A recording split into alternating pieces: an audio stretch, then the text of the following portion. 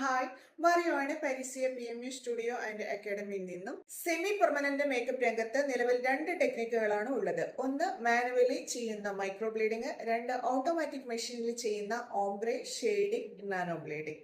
ഇത്രയുമാണ് നമുക്ക് ഐബ്രോസിന് വേണ്ടിയിട്ടുള്ള ടെക്നിക്കുകൾ വരുന്നത്. മൈക്രോ ബ്ലേഡിംഗ് ചെയ്യുന്നത് മാനുവലി പെന്നിൽ ബ്ലേഡ് ഇട്ടിട്ട് നമ്മൾ ഒരു ഫ്രെയിമിനകത്തേക്ക് സ്ട്രോക്സുകൾ മൈക്രോ വൂൺസ് ഉണ്ടാക്കി പിഗ്മെൻറ്റ്സ് അതിലേക്ക് ഡെപ്പോസിറ്റ് ചെയ്തിട്ടാണ് ചെയ്യുന്നത്. നാനോ ബ്ലേഡിങ്ങിനായിട്ട് നമ്മൾ യൂസ് ചെയ്യുന്ന ടെക്നിക്ക് PMU ടെക്നിക്കാണ്. അതായത് ഓട്ടോമാറ്റിക് മെഷീനിൽ നീഡിൽ സെറ്റ് ചെയ്തിട്ട് എപ്പിഡെർമിസിൽ നിന്ന് ഡെർമിസിലേക്ക് നീഡിൽ ഉപയോഗിച്ചിട്ട് ഇങ്ക് ഡെപ്പോസിറ്റ് ചെയ്യുന്നു. സെയിം ടെക്നിക്ക് ഉപയോഗിച്ചിട്ട് ഡോട്ടായിട്ട് എപ്പിഡെർമിസിലേക്ക് ഫില്ല് ചെയ്യുന്നതിനാണ് ഓംബ്രെ ടെക്നിക്ക് എന്ന് പറയുന്നത്. ഒരുപാട് പേര് മൈക്രോ ബ്ലേഡിംഗ് ആണോ നാനോ ബ്ലേഡിംഗ് ആണോ നല്ലത്, അതല്ലെങ്കിലും നാനോ ബ്ലേഡിംഗ് ചെയ്യുന്നുണ്ടോ എന്നെല്ലാം ചോദിച്ചിട്ട് മെസ്സേജുകൾ അയക്കുന്നുണ്ട്. എൻ്റെ ഒരു ഇത്രയും നാളത്തെ എക്സ്പീരിയൻസ് വെച്ചിട്ട് എൻ്റെ പേഴ്സണൽ ചോയ്സ് എപ്പോഴും മൈക്രോ ബ്ലേഡിംഗ് തന്നെയാണ്.